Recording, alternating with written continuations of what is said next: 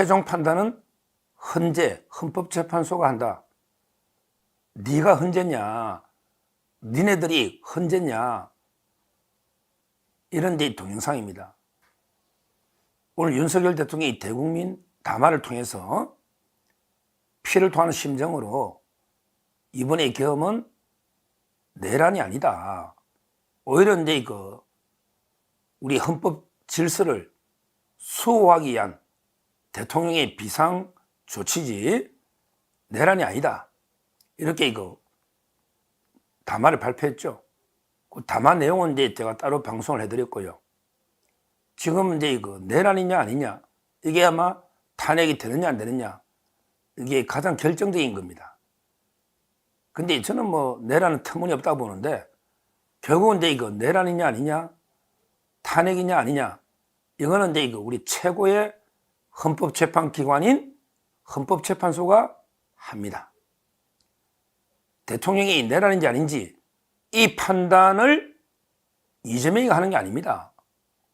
그 다음에 내일 바로 구속될 조국이 하는 게 아닙니다. 이 판단을 우리 자유파의 공적 1호 한동훈이가 하는 게 아닙니다. 이 판단을 MBC나 또는 JTBC나 이런 좌파 언론들이 판단하는 게 아닙니다. 아니에요. 내란인지 아닌지 이게 검찰이 판단한 게 아닙니다. 경찰이 판단한 것도 아닙니다. 공수처나 또는 특검이 판단한 것도 아니에요. 그 사람들에게 1차 조사권밖에 없어요. 결국 내란이냐 아니냐는요, 우리 최고의 헌법재판기관인 헌법재판소가 판단하는 겁니다. 어디 판단권도 없는 이런 기관들이, 이런 자들이 함부로 입에 내란, 입에 거론하는 것 자체가 저는 불법이다. 이렇게 봅니다. 이렇게 봐요. 우리는 헌법재판소의 최종 결정까지 최선의 변론을 통해서 반드시 진실을 밝혀서 반드시 승리해야 됩니다. 이겨야 됩니다. 저는 법조인의 양심으로요, 아무리 봐도 내란은 터무니없는 게 좌파들의 괴담, 가짜뉴스, 혹세무미 있는 공시에 불과한 겁니다. 불과한 거예요. 여기에 내란의 수괴는, 내란의 우두머리는 이재명입니다. 거기에 중요 임무 종사자가 한동훈입니다. 한동훈이에요. 그리고 거기에 부하 수행하는 자들이 있는 겁니다. 내란의 수괴는 윤석열이 아니고 이재명입니다. 자기가 살라고 온갖 기관 판사까지 다 탄핵합니다. 좀 있으면 헌재재판관도 탄핵합니다. 조희대 대법원장까지 탄핵합니다. 이게 내란 세력입니다. 한번 지켜보십시오. 이제까지 제가 발언한 것 중에 안 맞은 게 있습니까? 오늘 대통령 담화도 제가 말한 거 똑같지 않습니까? 똑같지 않습니까? 내란의 수괴는 이재명이고 거기에 중요임무 종사자는 한동훈입니다. 이 자들이 합법 대통령을 끌어내리고 권력을 찬탈하는, 이게 바로 쿠데타고 이게 바로 내란입니다. 저는 헌재에 가면요, 헌재에 가면 믿어도 됩니다. 우리 대법원 또 믿어도 됩니다. 대법원과 헌법재판소는 우리 최고의 양대 사법, 양대 축입니다. 그 재판관들은 오로지 평생을 법과 원칙을 보며 재판해온 이런 최고의 재판관들입니다. 믿어도 됩니다. 믿어도 됩니다. 이런 내란이라는 터무니없는 가짜뉴스에 노란할 분들이 아닙니다. 벌써 우리 양심적인 모든 헌법교수나 법조인들이 다 내란은 터무니없다. 이런 의견을 계속 표명하고 있습니다. 좌파 헌법학자들도 최소한의 양심이 있으니까 내란이라는 말을 못하지 않습니까? 좌파 헌법학자들도 왜 최소한의 일말의 양심이 있다면 이걸 가지고 이게 내란이다. 이렇게는 이게 못하지 않습니까? 못하지 않습니까? 물론 이제 그 헌재 가면요, 시간이 상당히 걸릴 겁니다. 아마 이제 조기에 확정은 어려울 거예요. 제 개인적으로는 이게 그 마비될 수도 있다 봅니다. 마비될 수도. 왜냐하면 이게 일단 지금 6명이죠. 근데 이거 3명이 12월 말에 청문회 한다는데 채워질지 않을지도 몰라요. 왜? 만약에 탄핵 의결이 돼버리면요, 임명권자가 없어지거든요. 그럼 이게 원래 옛날에 황교안 대표 박근혜 때 있잖아요. 박근혜 대통령 때. 그때 그 좌파들이 뭐라 했냐. 국무총리, 대통령 권한대행은 적극적으로 그 재판관을 임명할 자격이 없다. 이렇게 계속 주장을 했던 거예요. 근데 지금 한덕수 총리도 탄핵될지 안 될지 몰라요. 또 이게 최상목 장관이 경제부총리가 어떻게 될지도 몰라요. 뭐 사의를 표명해서 어떻게 될지도 몰라요. 반납할 수도 있고. 그러면 이게 장관이 순서대로 내려갈 거예요. 그런 분들이 같은 장관급인 헌재 재판관들을 이게 임명한다? 이 자체가 이게 가능할까요? 그러면 이게 이미 6명 체제로는 선고는 안 된다 했어요. 그러게 좌파 지금 헌재 소장 대행이 엄청나게 좌파잖아요. 문영배하고 이미선이가 둘이 좌파거든요. 근데 이 사람들도 선고를 못해. 왜? 미리 6명 의사를 합체가 하는 게 아니고 선고기를 잡아놓고 이게 판결을 하나하나 평의해가면 반대표가 2표 넣으면 1표라도 넣으면 큰일 나거든. 미리 다 상의하는 게 아니란 말이에요. 선고 직전에 한단 말이에요. 직전에. 그러니까 이제 선고를 못하지. 겁이 나니까. 사전에 합의하는 게 아니거든요. 따라서 이게 6명으로 안 된다. 근데 3명을 누가 임명할 거냐? 왜? 옛날에 황교안 대표한테는 임명권이 없다면서. 이런 이제 문제가 있는데, 근데 더 중요한 문제가 있어요. 바로 이제 내년 4월 달에 드디어 이게 문영배하고 이미선이가 사퇴합니다. 가장 확실한 좌파 2명이 사퇴해요. 그럼 이게 이번에 2명이 온들 7대2가 되는 겁니다. 온들. 근데 그때 2명을 임명하게 해줄까요? 내년 4월에 2명이 사퇴하면, 그러면 이게 그 대통령 몫인데, 더 확실한 대통령 지지자를 2명 임명할 수 있는데, 권한대행한테 임명권이 있다고 민주당이 2명 자리를 주겠습니까? 그럼 이게 결국은 그 대통령 몫이고 국회 몫은 이번에 끝나잖아요. 3명으로. 그러면 이게 결국 어차피 2명은 공석이 된다. 그럼 이게 7명 가지고 대통령 탄핵이라는 엄청난 일을 이게 할 수 있을까요?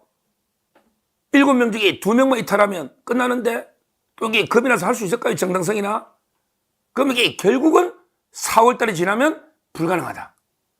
탄핵이. 자, 그러면 이게 과연 이게 3개월 내에 끝날까요? 아직 12월 말에 3명이 채워질지 안 채워질지도 모르잖아요. 그거 안 채워지면 이게 벌써 공전될 거 아니에요. 근데 이제는 이게 또 2가지 변수가 있어요. 박근혜 대통령 때하고 다른 게요.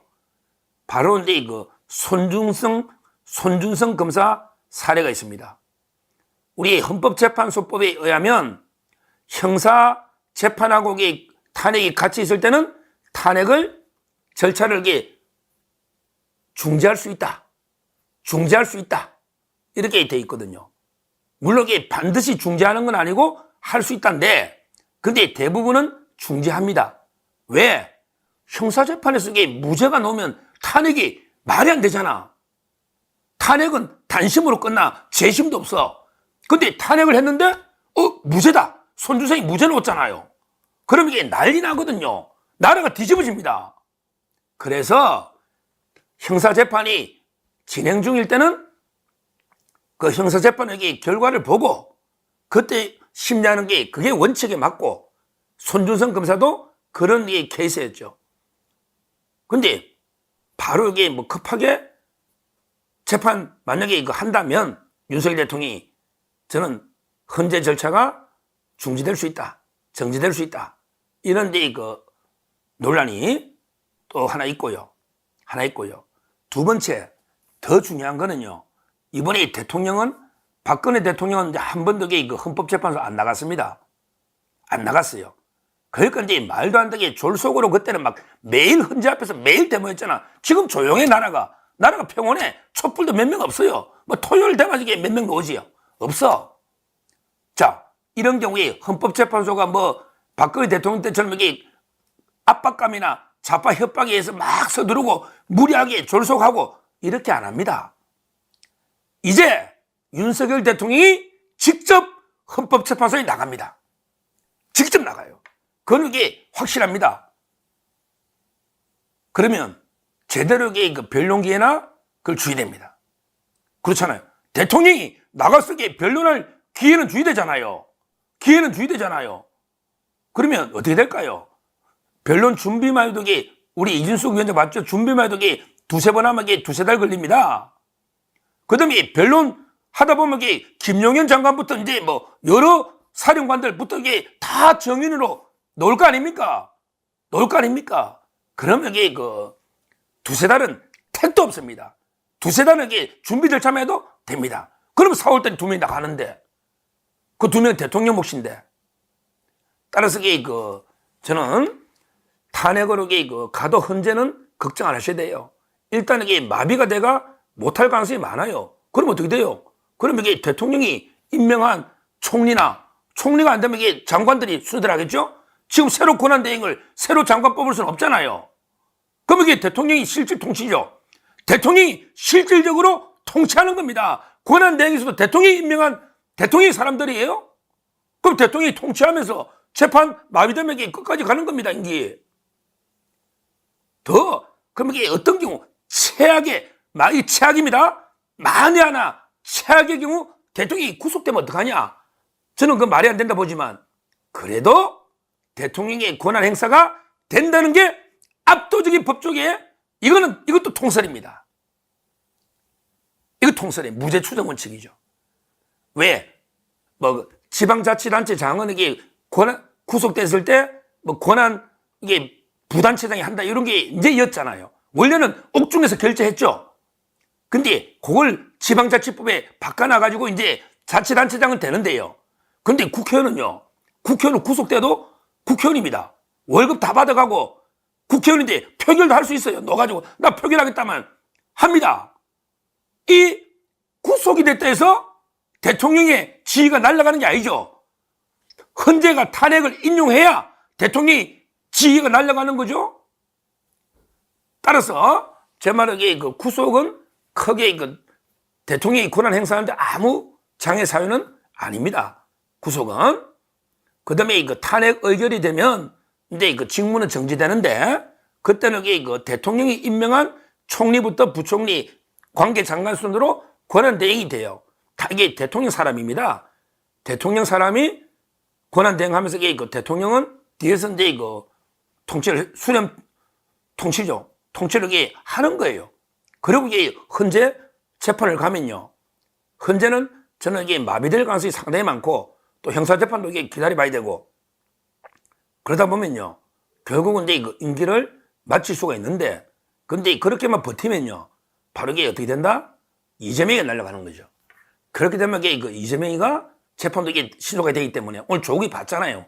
구속되는 거. 그러면 이재명이가 한 세네 달, 임명계 항소심, 또 세네 달이면 대법원 이렇게 날아갑니다. 이제는 자유우파와 좌파 간의 체제 전쟁이기 때문에 우리 대법원은 우파편 아닙니까?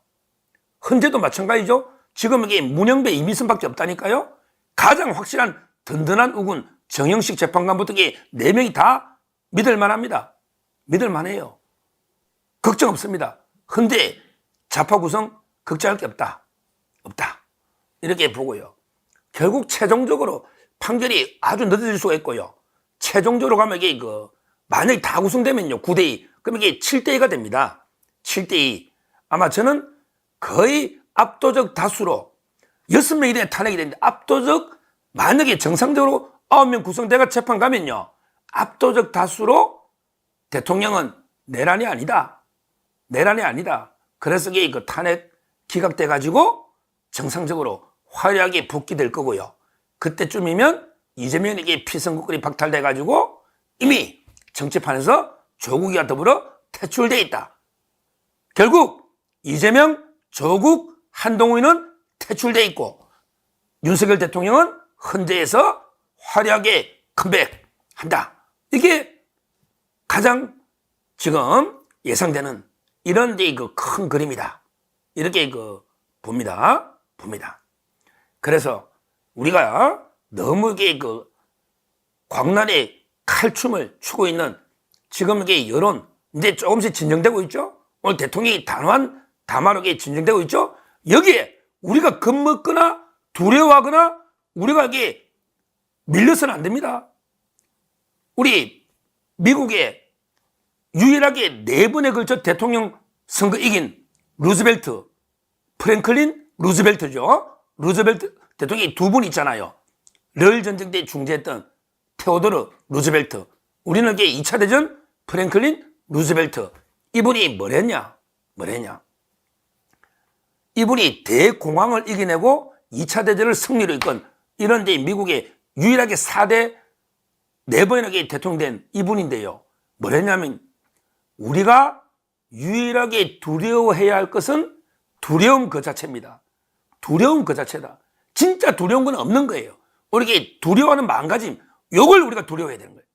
우리 지금 자유파 보수 국민이 유일하게 두려워해야 할 것은 두려움 그 자체이지 실제 우리는 반드시 승리할 수밖에 없는 겁니다. 없는 거예요. 결국은 이게 이재명 오늘 조국이 척결되고 그 다음에 이재명이 척결되고 그 다음에 한동훈이 척결되고요.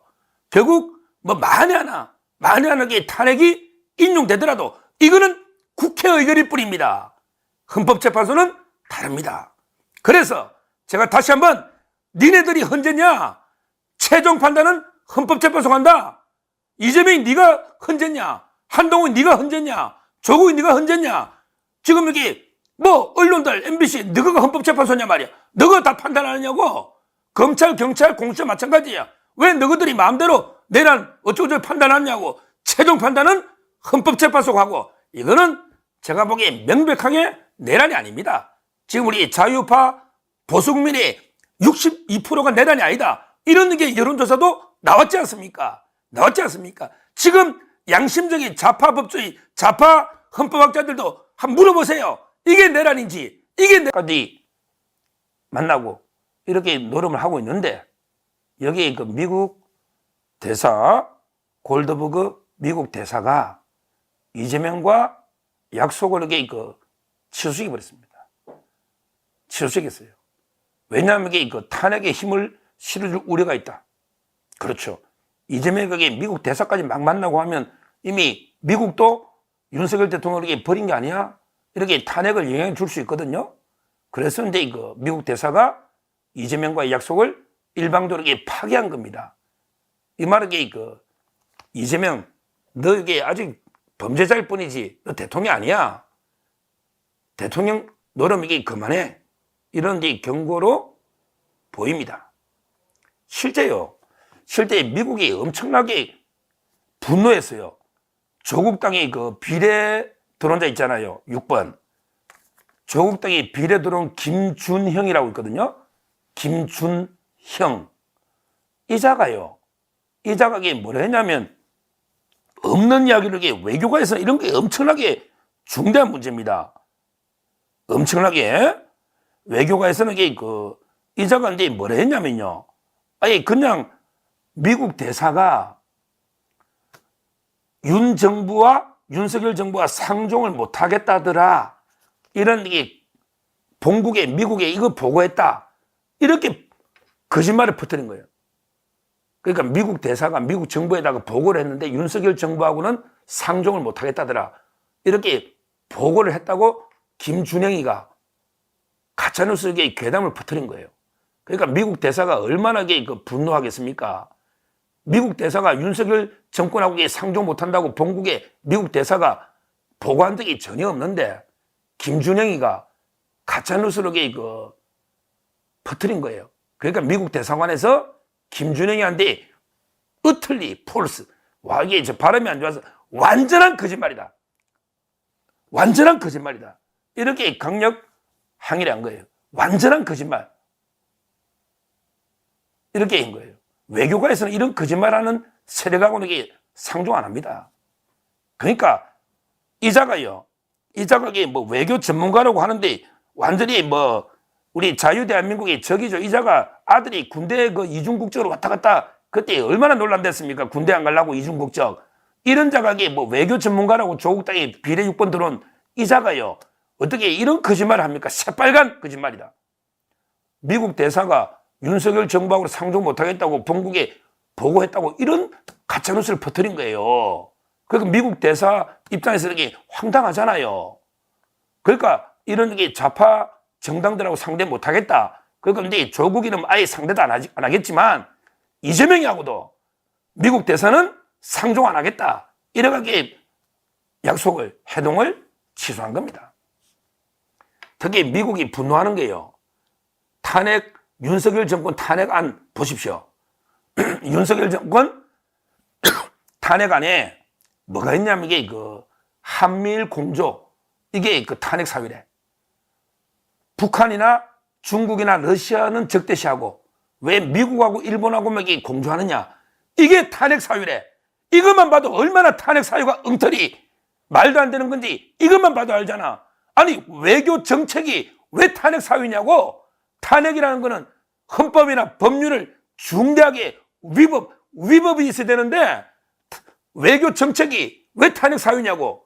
그러면 이게 이재명이 너 중국에 쉐쉐 이거 다 알고 있던데 벌써 미국에서 너 다 보고했던데 그 미국의 그 소리 뉴스 보니까 너 중국 싱하이명한테 가만히 두 손 딱 무릎 위에 올리고 일방적으로 훈계드는 거 싱하이밍 너 그러고 이게 중국 앞에 무조건 쉐쉐야 된다는 거 이게 미국이 알고 너 얼마나 이게 불쾌하겠냐.